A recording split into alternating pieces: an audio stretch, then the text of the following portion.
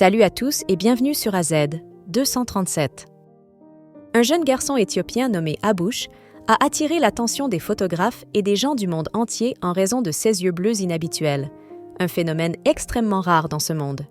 Il a même été désigné comme l'une des 88 personnes sur la planète ayant les yeux les plus beaux, une distinction que le jeune garçon n'a pas encore pleinement saisie. Avoir de tels yeux uniques ne lui a pas toujours été facile. « Je n'avais jamais vu de yeux bleus comme les siens de ma vie », a déclaré un photographe de Cape Town, en Afrique du Sud, qui a eu l'opportunité de photographier Abush pour la première fois. Le photographe les a décrits comme « deux petites planètes », accompagnées du visage le plus aimable. Abush vient de Jinka, une ville de la région d'Amara dans le sud de l'Éthiopie. Il est né avec le syndrome de Waardenburg, une mutation du gène de la mélanine qui affecte le développement du pigment de la couleur des yeux. Selon la Bibliothèque nationale de médecine des États-Unis, cette condition est extrêmement rare, touchant environ une personne sur 40 000.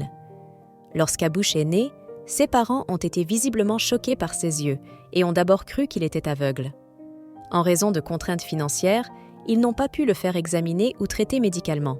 Plus tard, ils ont considéré sa condition unique et rare comme un cadeau de Dieu. En 2016, lorsque le photographe français Éric Leforge a photographié Abush, il vivait avec ses grands-parents dans une modeste structure faite de briques et de bois. Malheureusement, un incendie s'est déclaré, mais Abush et sa grand-mère ont réussi à échapper indemnes. L'incendie a détruit tous leurs biens, à l'exception d'un objet qu'Abush chérissait, un ballon de football rouge. Son rêve est de devenir un joueur de football professionnel un jour. Son équipe préférée est Barcelone et il est un grand fan de Lionel Messi. Messi est comme moi, il est différent des autres, a expliqué Abush à Leforge. Dans une publication Instagram dédiée à Abush, il a été partagé. Il mangeait son repas, composé d'une variété d'aliments sans viande étalés sur du pain, ingéra fermenté, typique de l'Éthiopie, dans un silence relatif, indifférent à son environnement. De temps en temps, il levait les yeux de son assiette. « J'ai décidé de rompre le silence. »« Quel âge as-tu »« Presque 14 ans, a-t-il dit. »« Que veux-tu faire quand tu seras grand ?»« Un médecin, a-t-il répondu. « Et mannequin ?» ai-je demandé.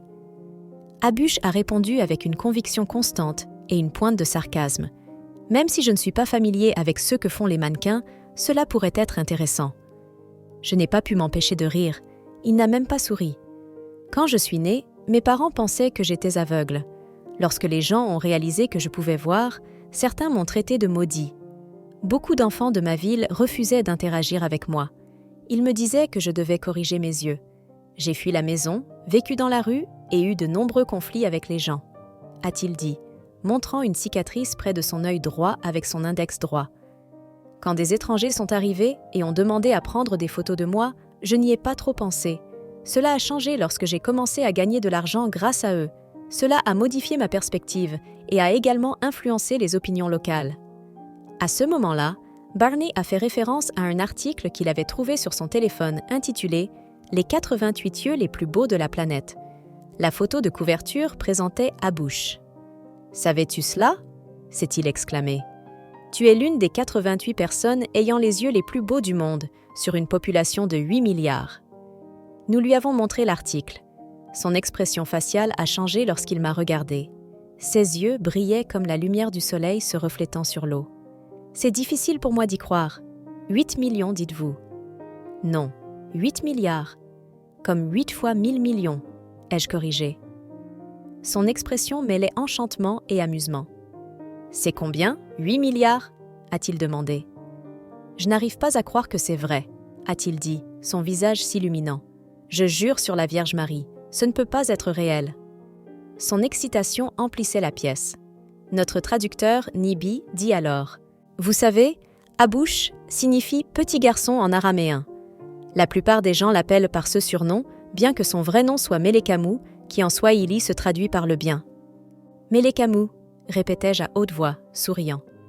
Il leva les yeux et hocha la tête, ses yeux bleus brillants me captivant. Clay Huntington, créateur de contenu et photographe, a récemment voyagé en Éthiopie et a rencontré Abush, qui a maintenant 14 ans.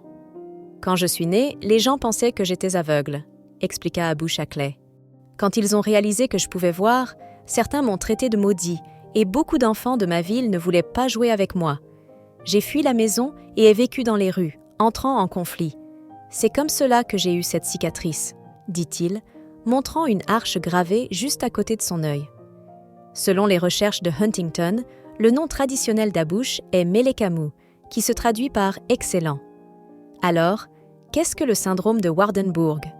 C'est un ensemble de conditions héréditaires qui peuvent causer une perte d'audition et des changements de pigmentation des cheveux, de la peau et des yeux. Le syndrome est rare et peut entraîner une perte d'audition modérée à importante dans une ou les deux oreilles, bien que de nombreuses personnes atteintes de cette condition aient une audition normale. La surdité est congénitale. Les personnes atteintes de cette maladie ont souvent des yeux bleu pâle ou une hétérochromie, des yeux de deux couleurs différentes. D'autres symptômes courants incluent une coloration inhabituelle des cheveux, comme une mèche blanche ou un grisonnement prématuré. Les caractéristiques du syndrome de Waardenburg varient d'un individu à l'autre, même au sein de la même famille. Il existe actuellement 4 types reconnus, chacun se distinguant par ses caractéristiques physiques et, dans certains cas, par sa base génétique. Le type 1 présente généralement des yeux qui semblent plus écartés par rapport à ceux du type 2, bien que les deux types aient des caractéristiques physiques similaires. De plus, les individus de type 2 sont plus susceptibles que ceux de type 1 de souffrir d'une perte d'audition. Le type 3, également connu sous le nom de syndrome de Klein-Waardenburg, se caractérise par des anomalies des bras et des mains, ainsi que par une perte d'audition et des changements de pigmentation. C'est le plus sévère des 3 types. Le type 4, également connu sous le nom de syndrome de Waardenburg-Shaw, présente des signes et des symptômes à la fois du syndrome de Waardenburg et de la maladie de Hirschsprung, une affection intestinale qui provoque une constipation sévère ou une obstruction de l'intestin grêle. On estime que le syndrome de Waardenburg touche environ une personne sur 40 000.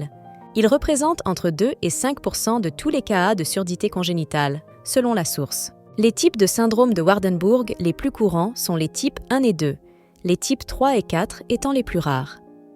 Signes et symptômes, le syndrome de Waardenburg, WS, peut inclure des anomalies faciales distinctives, une pigmentation réduite des cheveux, de la peau et des iris des 2 yeux.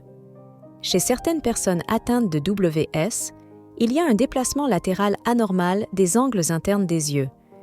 La condition peut également être associée à des ouvertures anormalement basses des conduits lacrymaux et à une susceptibilité accrue aux infections des sacs lacrymaux. Le WS est souvent lié à des anomalies de pigmentation dues à un déficit en mélanine. Les sourcils, les cils et les cheveux du cuir chevelu peuvent grisonner ou blanchir prématurément. Le WS peut également être associé à une sous-développement ou hypoplasie des fibres de tissu conjonctif qui composent la majeure partie de la région colorée des 2 yeux. Dans certains cas, le WS1 peut coexister avec des malformations bilatérales des bras et des mains. D'autres anomalies squelettiques peuvent être présentes, comme la surélévation anormale des omoplates. De rares cas de WS4 ont également présenté des symptômes neurologiques dus à des anomalies du cerveau et de la moelle épinière. Cause: le syndrome de Waardenburg de type 1, WS1, et de type 2, WS2, sont hérités comme des traits autosomiques dominants avec une pénétrance et une expressivité variables.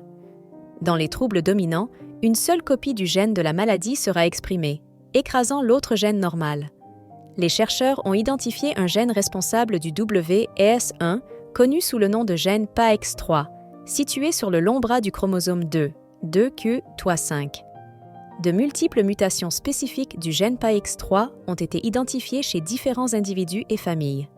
Dans certaines familles, le WS22 résulte de mutations d'un gène appelé MITF, qui régule la production d'une protéine jouant un rôle crucial dans le développement de certaines cellules produisant de la pigmentation ou de la mélanine, comme les mélanocytes.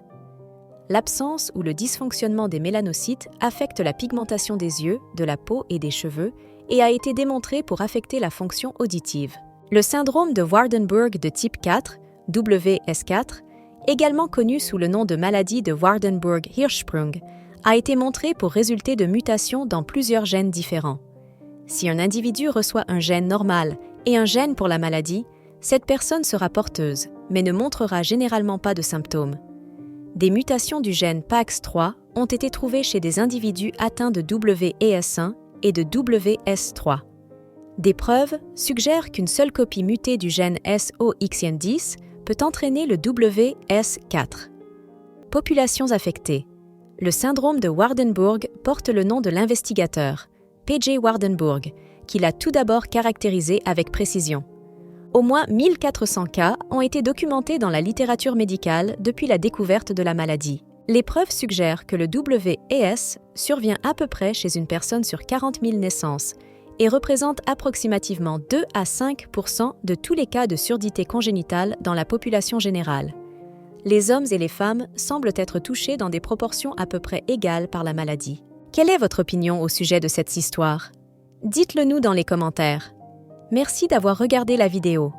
Surtout, n'oubliez pas de cliquer sur le bouton j'aime et partager autour de vous. À très bientôt sur AZ 237.